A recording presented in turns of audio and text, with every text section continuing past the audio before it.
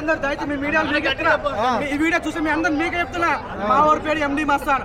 Game చేసి cinema 50,000 కోట్లు కొడతా అంటే మీరు నంబర్ పెట్టి టోల్ చేస్తున్నారు, మీ ఇంటికి వచ్చి అటాక్ చేస్తున్నారు, మీ ఇంటికి బుల్డేజర్లు వచ్చిన నైట్ మీరు బుచ్చవాడిని కూడా భయపడుతున్నాడు. మీకు ప్రాణాన్ని ఉంది, దయచేసి రేవంత్ రెడ్డి సారు, దిల్రాజ్ సారు, మన గేమ్ రామ్ చరణ్ సార్, దయచేసి మీకు ప్రాణాన్ని ఉంది, మీరు కాపాడండి. మీరు చాలా భయపడుతున్నాడు, రివ్యూ సినిమా బాగుంది అని చెప్పి ట్రోల్ చేస్తున్నారు. కానీ సార్ ఇప్పటికే నేను 4 సిమ్ములు మార్చిన సార్ ఒక్కటే రోజుల. ఇంకొక సిమ్ వేసుకొని వచ్చిన ఆయన ఆ సిమ్ కూడా ఫోన్లు వస్తున్నాయి సార్.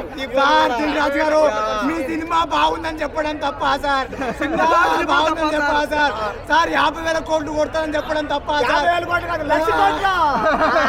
1,00,000 కోట్లు కొడతాదని చెప్పా, నేనే చెప్పా. సినిమా మీద అభిమానంతో, సినిమా హీరో అంటే ప్రాణంతో, సినిమా హీరోని దేవుడిలాగా పూజించేవాడిని. నేను చేసిన తప్పేంటండి? నేను చేసిన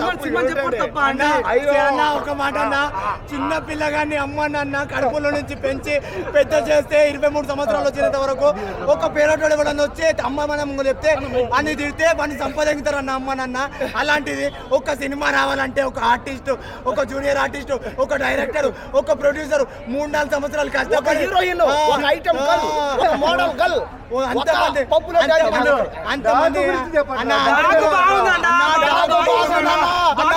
బాగుందన్న